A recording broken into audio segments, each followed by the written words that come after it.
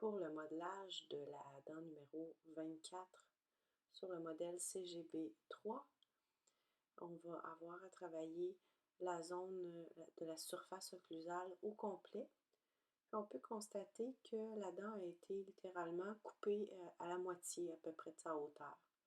Donc on va avoir aussi la section à partir du tiers moyen au buccal et du tiers moyen au lingual aussi à devoir modeler.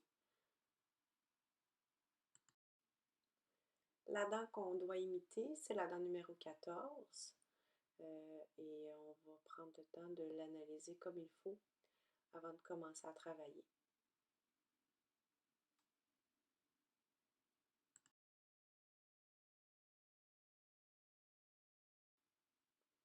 Les premiers éléments que vous allez devoir aller positionner lors de votre modelage, on parle des cuspides. Alors une prémolaire a une cuspide buccale et une cuspide linguale. Et je vais vous faire un petit rappel sur l'identification des cuspides primaires et secondaires. Je vous rappelle que les cuspides ont un rôle à jouer au niveau de l'occlusion dentaire. Alors, quand on ferme les dents ensemble, les cuspides primaires vont avoir un rôle direct au niveau de l'occlusion, tandis que les cuspides secondaires, elles, vont avoir un rôle plutôt de protection, que ce soit de la joue ou de la langue. La première chose qu'on va faire, c'est qu'on va prendre le temps d'analyser le travail qu'on a à faire en regardant la position des cuspides des dents à imiter et des dents adjacentes aussi à notre préparation, si vous voulez. Alors, on va fermer l'articulateur et on va observer la position des cuspides de chaque côté et on va aller voir aussi là où les cuspides primaires vont aller faire un contact avec les dents antagonistes. Donc, on va faire cette observation-là à plusieurs reprises et par la suite, on peut commencer à identifier nos cuspides. Alors là, ici, dans un petit point bleu, j'identifie les cuspides linguales de mon arcade du maxillaire.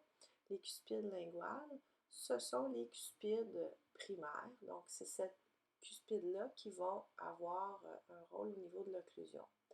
Et si on les regarde, elles sont relativement situées sur une même ligne. Il y a une petite courbure et quand on va positionner notre cuspide linguale sur notre 24, on va s'aligner sur cette courbure-là et on va mettre notre cuspide vis-à-vis pour avoir un bel équilibre au niveau de notre arcade. Les cuspides buccales, que je place en rose ici, sont les cuspides secondaires qui vont avoir un rôle de protection de la joue. Et encore là, on est sur une même courbe. Donc, ces outils-là vont me permettre de pouvoir positionner mes cuspides sur ma 24.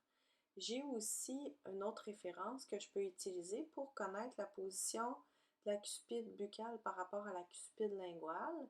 C'est de prendre un outil comme le piaculis et je vais aller prendre la mesure entre la cuspide buccale et la cuspide linguale sur mes dents qui sont du même côté de l'arcade.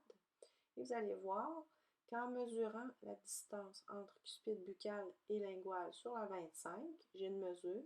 Et cette mesure-là est sensiblement identique sur la 26, que ce soit les cuspides médiales ou distales.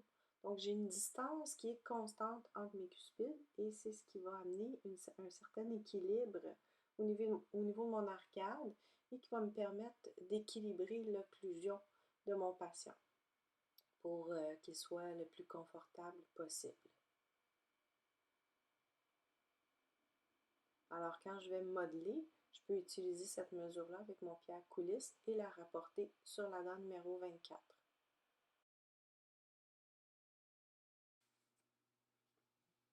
Et on va faire plusieurs observations comme ça de la position de nos cuspides. On va regarder aussi, en fermant notre articulateur, on va aller voir où les cuspides vont aller toucher au niveau des dents adjacentes, pour se donner une référence.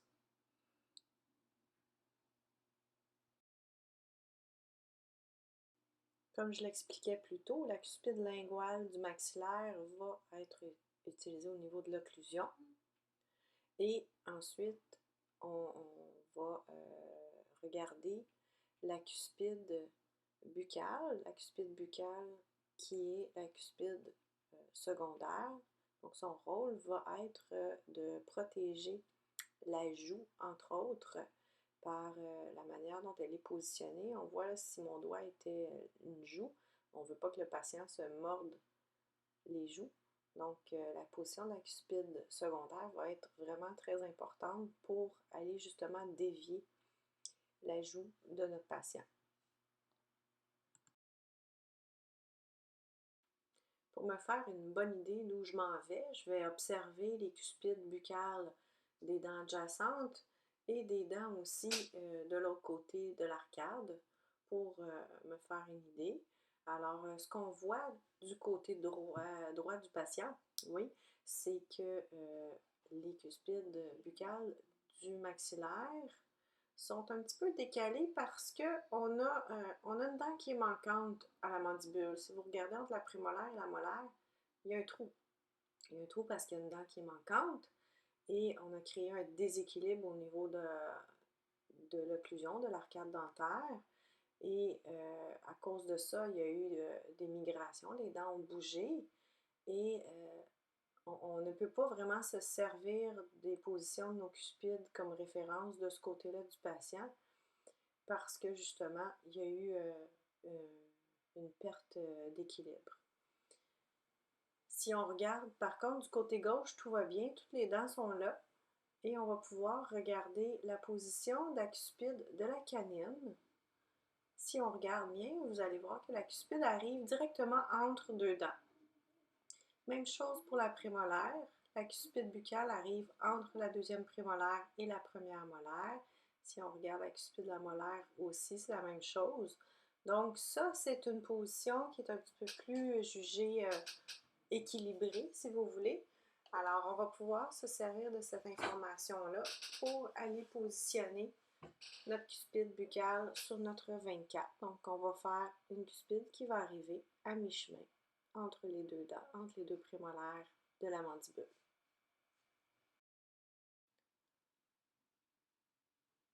On va aussi regarder la position de notre cuspide primaire avant de commencer à travailler. Donc, je vous rappelle les cuspides primaires qui sont les cuspides linguales au maxillaire. On va aller voir, dans le fond, à quel endroit on va devoir aller positionner notre cuspide pour aller chercher un point de contact en occlusion. Donc, je regarde, je ferme mon articulateur et je vais aller voir la dent qui est restante, la 25, pour me donner une idée de la position du contact par rapport à la prémolaire de la mandibule. Et comme ça, on peut voir que la cuspide va toucher à la deuxième prémolaire inférieure au niveau de sa fosse triangulaire à peu près. Ce qui est important de comprendre, c'est qu'un contact peut se faire soit dans une fosse triangulaire ou au niveau des crêtes marginales. Crêtes marginales des prémolaires, des molaires, mais aussi on peut voir là, au niveau de l'occlusion, lorsque je ferme mon articulateur au niveau des antérieures, le point de contact au niveau de l'occlusion se fait également sur les crêtes marginales. Donc, les crêtes marginales sont vraiment là, une zone très sollicitée au niveau de l'occlusion, que ce soit pour les dents antérieures ou pour les dents postérieures. Donc, dans ce cas-ci, je suis plutôt située au niveau de la fosse triangulaire dans ma prémolaire.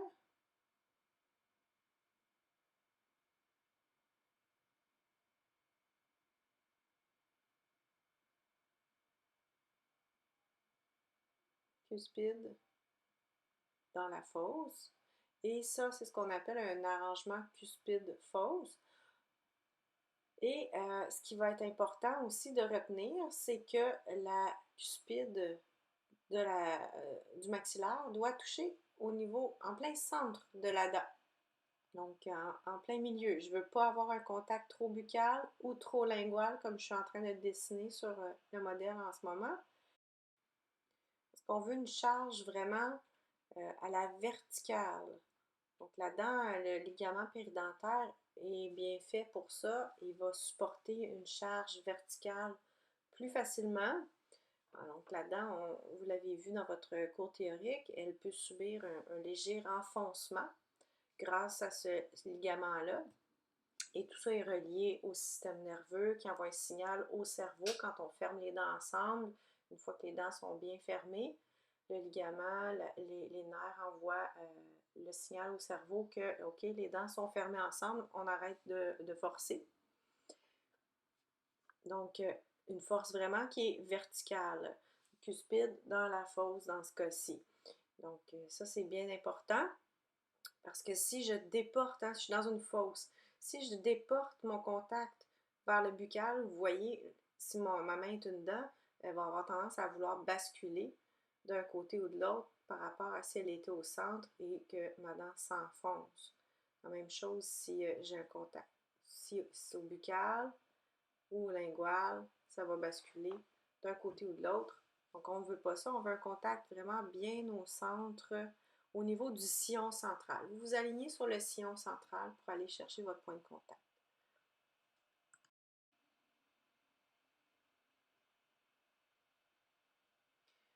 Donc ici, j'ai tracé mon sillon central et je vais évaluer à quelle position se trouve le point de contact sur ma prémolaire, où je vais aller le positionner. Donc, je vais être au niveau de la fosse triangulaire distale de ma 34. J'aurais pu aussi avoir un contact simultané sur les deux crêtes marginales de la 4 et de la 5, mais dans le cas de cet arrangement-là particulier, on a vu que la cuspide arrivait dans une fosse. On va faire la même chose de l'autre côté. Donc, ça va être un contact une dent sur une dent, un arrangement cuspide fosse.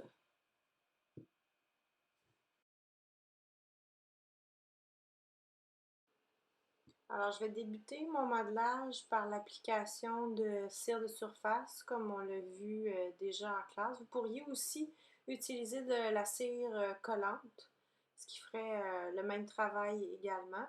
Donc, dans mon cas, j'ai utilisé de la cire collante cette fois-ci pour vous montrer la différence. Mais un ou l'autre ferait l'affaire. Donc, on fait une première couche comme ça pour faciliter l'adhésion de notre modelage sur le modèle pour éviter qu'il ne tombe pendant le modelage. Donc, je recouvrirai l'ensemble de la surface. Si vous prenez de la cire de surface, prenez la peine d'appliquer une cire de surface sur l'ensemble de la préparation. Là, je suis juste au niveau de la cavité. On pourra aller chercher tous les contours aussi de la dent.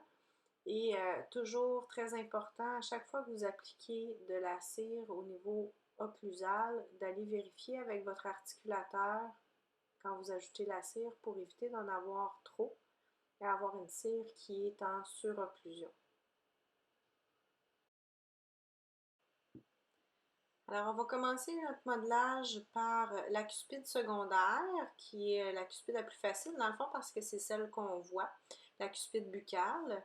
Et on va procéder en se servant de nos différents indicateurs, les cuspides secondaires. Donc, on peut inclure aussi la canine dans notre courbure à suivre pour la position bucco-linguale de notre cuspide buccale. Donc, on observe au niveau occlusal d'abord et on va aller appliquer nos gouttes de cire pour aller chercher dans le fond l'emplacement idéal.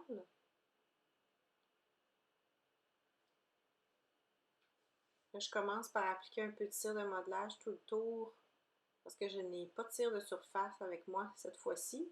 Donc, je vais juste mettre un peu de cire de modelage pour commencer, pour délimiter les contours là où la dent a été taillée. Hein. Ça, c'est important d'éviter de déborder sur les côtés lorsque vous faites du modelage. Là, j'ai débordé un petit peu, je vais devoir aller corriger plus tard, mais c'est important de respecter les contours qui ont été taillés pour éviter d'avoir une dent qui est trop large. Donc, ma cuspide, là, je vérifie l'occlusion pour m'assurer que ça ferme toujours bien, parce qu'on veut que ça ferme complètement l'articulateur. Et on va aller positionner notre cuspide buccale en se servant de cire occlusale et spatule à basse température pour bien contrôler notre cône en cire.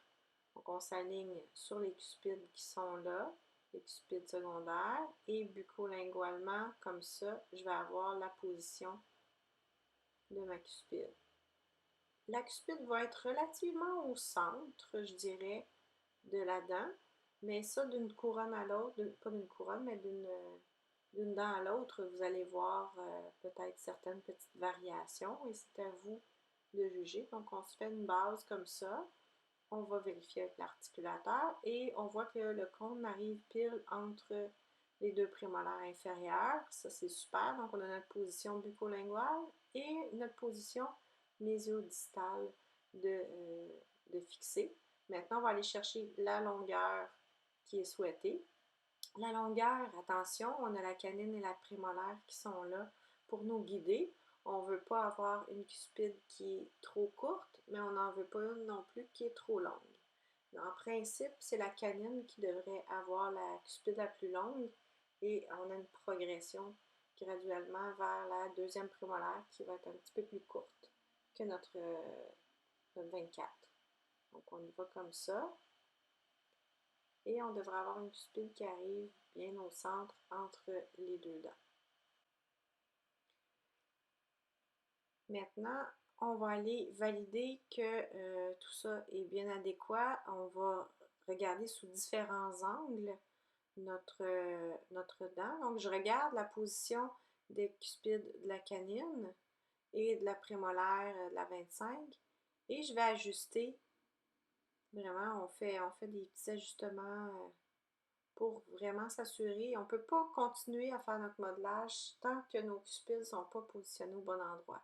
Donc, j'ai aminci un petit peu au lingual mon cône pour aller le positionner un petit peu plus buccalé. Il me fatigue là, j'ai besoin de le buccaler un petit peu pour être vraiment aligné avec les cuspides secondaires de mon arcade. Et on n'oublie pas que c'est une pointe cuspidienne, ce n'est pas une grosse goutte de cire très, très large. Il faut vraiment aller chercher la pointe de la cuspide pour aller avoir un rebord occlusal qui est bien effilé, si vous voulez, qui n'arrête tout le tour. Donc là, ma cuspide buccale est positionnée, c'est bon. Maintenant, je vais pouvoir aller faire la même chose avec la cuspide linguale, qui est une cuspide primaire, je vous le rappelle, cuspide qui va être active au niveau de l'occlusion. Et je vais regarder toujours la 14 comme référence et je vous rappelle que les prémolaires du maxillaire, on l'a vu dans l'exercice qu'on a fait dans les dernières semaines, les prémolaires du maxillaire ont une cuspide linguale qui est légèrement décalée vers le mésial. Donc, elle n'est pas en plein centre de la dent comme la cuspide buccale, mais bien un tout petit peu décalée vers le mésial. C'est ce qui fait qu'on est capable de les identifier facilement. Et ça va me permettre, en faisant ma cuspide à cet endroit-là, vous allez voir que mon point de contact avec ma dent antagoniste va aller directement au bon endroit, ou presque. Je vais devoir peut-être faire des petites retouches. Donc, on s'aligne, même courbure que les cuspides linguales du reste du maxillaire. Et on va monter tranquillement comme ça notre cône. On regarde la longueur de la cuspide de la prémolaire aussi comme référence, hein, parce qu'on devrait avoir une cuspide à peu près de la même longueur sur notre 24 aussi. Et avant d'aller trop loin, c'est important d'aller valider avec notre articulateur, parce que si notre cône est trop haut, notre cire va s'écraser et risque de casser. Donc, ce qu'on veut, c'est un contact sur la cire. Ça va toucher. Là, on voit que ma cire s'est écrasée un petit peu au contact de l'antagoniste. C'est parfait. Elle a même un petit peu trop écrasé. On voit que le cône a fendu en deux. Donc, je vais refondre ma cire un petit peu pour solidifier tout ça. On veut que ce soit bien solide. Et je referme doucement. Je m'assure que le point de contact, je vais le chercher au bon endroit. Je suis dans la fosse triangulaire de ma première prémolaire. C'est super. Donc, j'ai un point de contact ici. J'en veux pas sur l'autre prémolaire qui est à côté. Ce n'est pas, c'est pas ce que je recherche. Donc, on va travailler ça un petit peu. S'assurer que c'est toujours bien solide. Et comme je disais, on veut un contact sur la cire, mais on ne veut pas un surcontact sur la cire. Donc, quand vous fermez l'articulateur, les dents en pierre devraient se toucher au même moment que votre modelage en cire va entrer en contact avec la dent antagoniste. Donc, ça, c'est bien important de le vérifier. Donc, j'ai mon contact. Maintenant, je vais aller solidifier encore un petit peu plus la base de mon cône pour ma cuspide pour vraiment qu'il n'y ait rien qui casse. Donc, j'ajoute de la cire à la base de mon cône en élargissant un petit peu parce qu'à chaque fois que je vais fermer mon articulateur, ce cône de cire-là va être sollicité. Donc, on veut qu'il soit bien solide.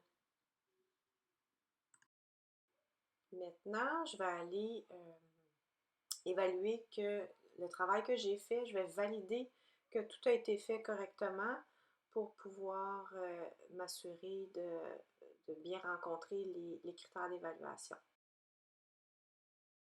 Donc, on va prendre notre fiche d'évaluation, d'auto-évaluation, et on va regarder les différents paramètres qui sont là, qui sont indiqués. Donc, vous devriez avoir une liste sur votre fiche d'évaluation d'éléments au niveau de la surface occlusale, de l'arête occlusale aussi. Donc, on a la cuspide buccale et la cuspide linguale qui sont. Donc, ce qu'on veut, c'est que ces éléments-là soient présents et qu'ils soient bien situés. Donc, vous allez voir qu'il y a deux colonnes identiques dans votre fiche d'évaluation. Et à gauche, on coche parce que l'élément il est bien présent. Et dans la colonne de droite, c'est quand il est bien situé. Donc ça fait partie de votre évaluation. Et si vous regardez la page précédente également, on a toute une série de critères d'évaluation par rapport au positionnement des cuspides, leur position buccolinguale, mésiodistale, leur longueur également par rapport aux dents qui sont là pour référence. Donc, vous cochez tout simplement chacun des critères selon le besoin. Maintenant que nos deux cuspides sont bien positionnés, de la bonne longueur, on va continuer le modelage de notre arête occlusale. Donc, l'arête occlusale, elle est formée de nos cuspides, mais aussi sur chaque cuspide, on a un versant distal et un versant mésial, comme c'est indiqué ici. Donc, on en a un sur la cuspide buccale et sur la cuspide linguale, la même chose. On a un versant mésial et un versant distal.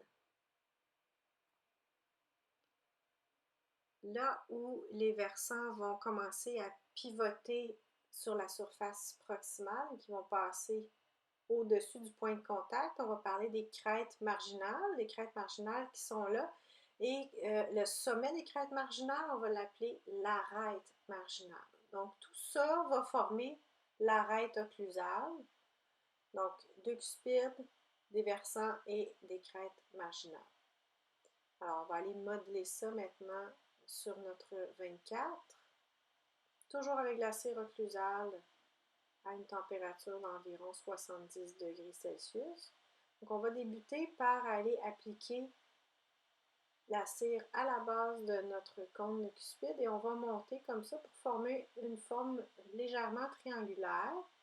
Et notre versant va s'arrêter en avant de la position du point de contact proximal. Donc, on va descendre relativement en ligne droite, ou presque, et on va former comme ça notre versant, toujours en respectant l'espace aussi, l'embrasure occlusale au mésial. Hein? On a le point de contact qui est là, et après ça, on est en ouverture. Donc, on va aller modeler un versant de chaque côté.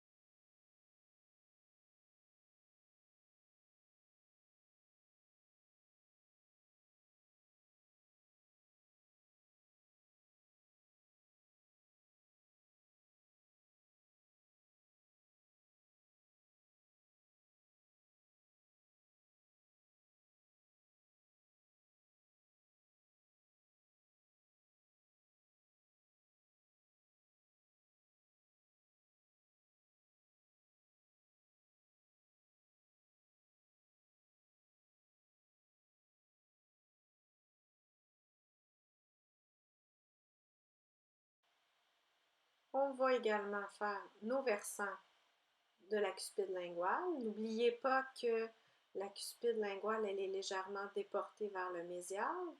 Donc, la forme du versant qu'on va aller modeler va varier légèrement. Donc, le versant distal va être un petit peu plus incliné.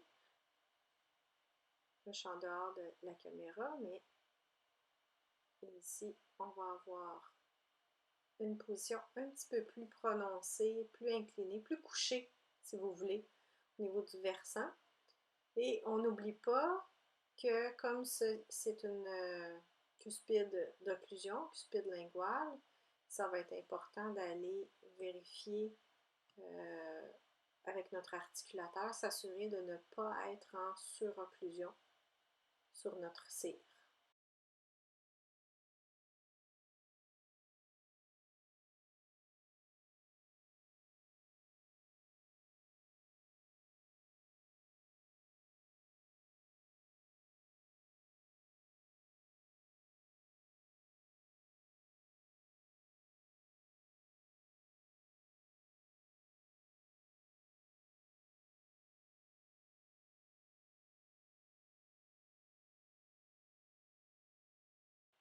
En principe, je ne devrais pas avoir de contact sur les versants de ma cuspide. Seule ma pointe cuspidienne devrait avoir un contact. Et la zone où il va y avoir un contact des cuspides buccales de la mandibule sur ma 24, ça sera au niveau des crêtes marginales. Donc, quand je ferme mon articulateur, on voit que les cuspides buccales des dents de la mandibule, ici on a les cuspides primaires, ce sont les cuspides buccales qui vont aller toucher soit au niveau des crêtes marginales ou légèrement décalées là où il y a la fosse triangulaire. Donc, ces deux cuspides-là vont toucher à ma 24.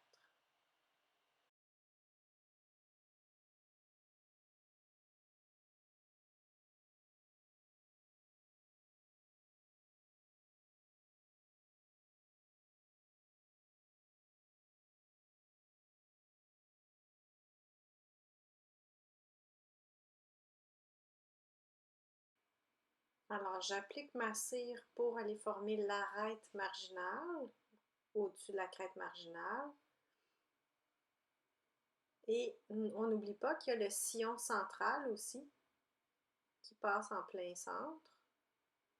Donc, je vais travailler mon arête marginale en deux sections. J'applique ma cire sur la première moitié de la crête marginale au lingual et je vérifie l'occlusion pour m'assurer qu'il n'y ait pas un surcontour. On voit la cire ici qui a touché.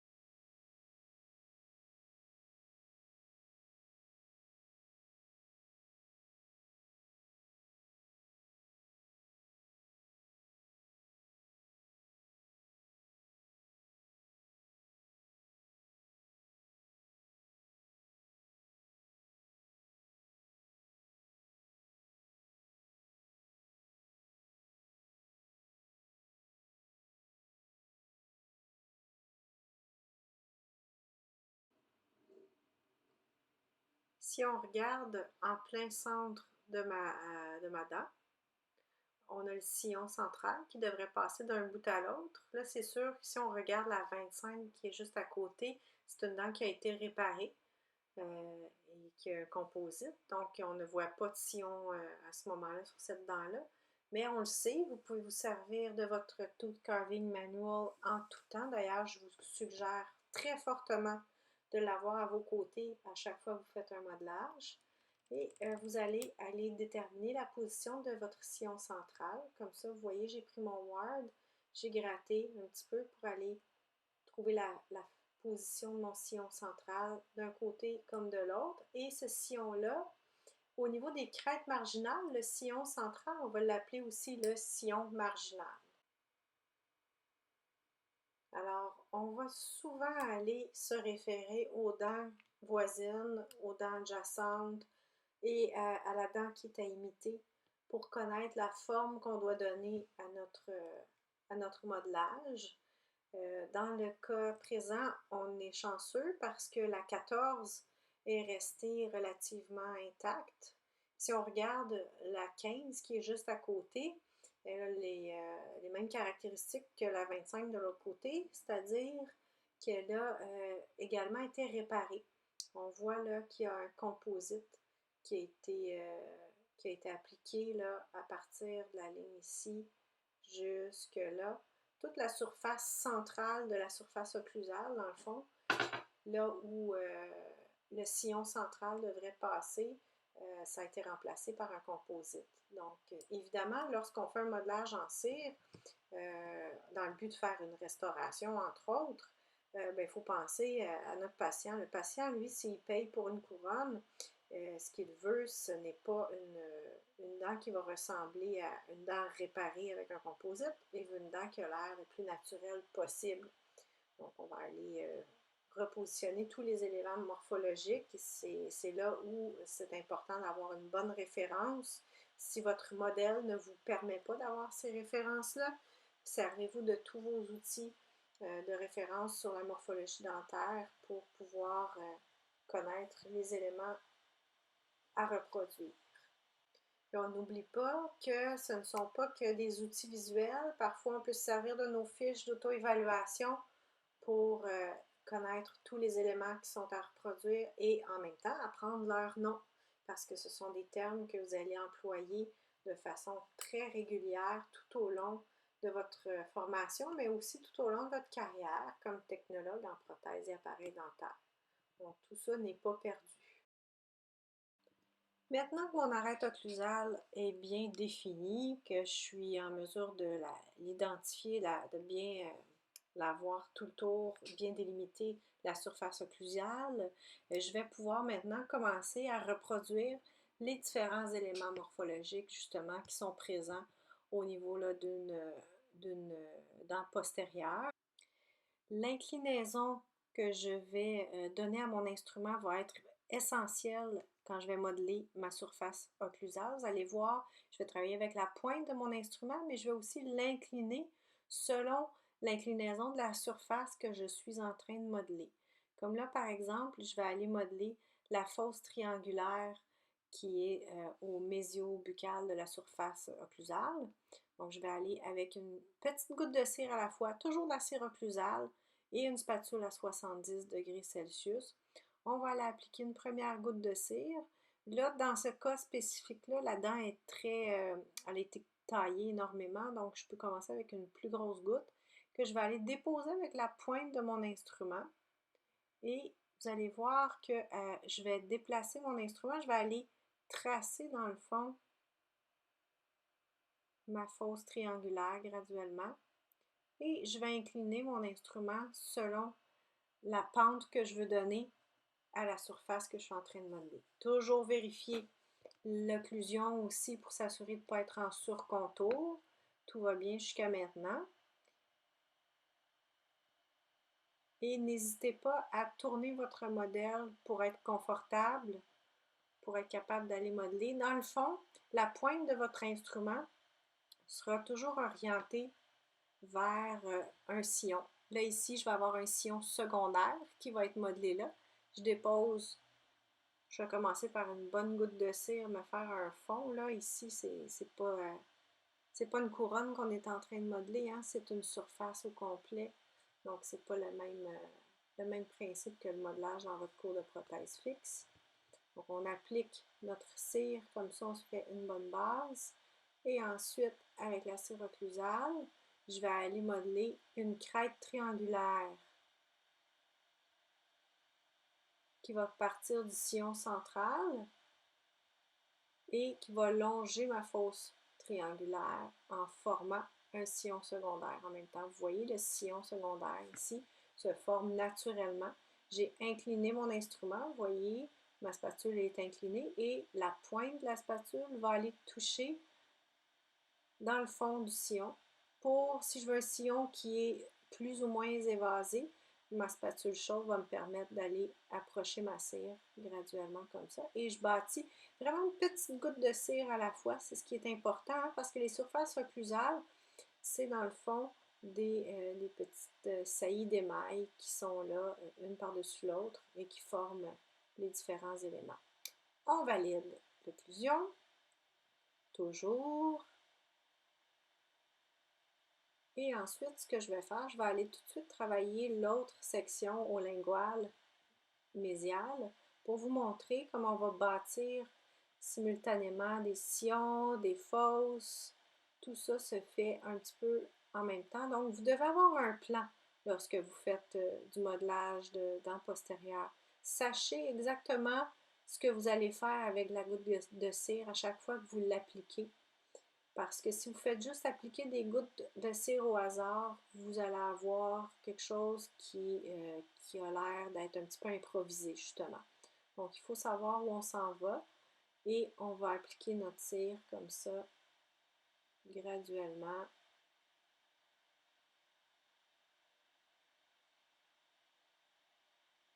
Et on va aller former nos crêtes triangulaires, nos sillons.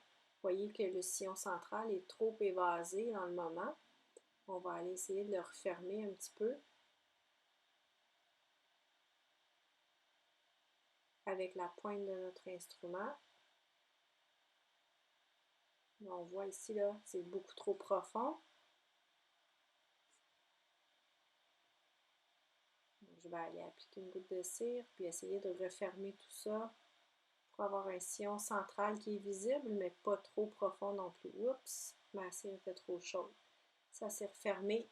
C'est possible, ça va vous arriver aussi, et ce n'est pas plus grave que ça.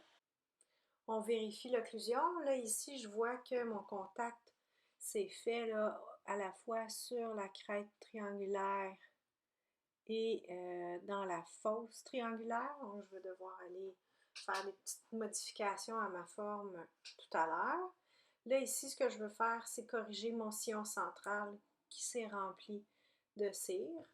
Comme je disais, ce n'est pas grave. On va juste prendre le Word et on va utiliser la partie mince de la lame. On va aller reformer notre sillon central. On peut aussi aller sculpter un peu nos sillons secondaires. Ce qu'on veut, c'est une cire qui est relativement lisse. Il ne devrait pas y avoir de jonction dans la cire, mais elle peut avoir des volumes différents, des irrégularités au niveau de la surface, tout à fait normal. Donc, je vais toujours aller finir quand même avec ma spatule chaude pour uniformiser la surface de ma cire.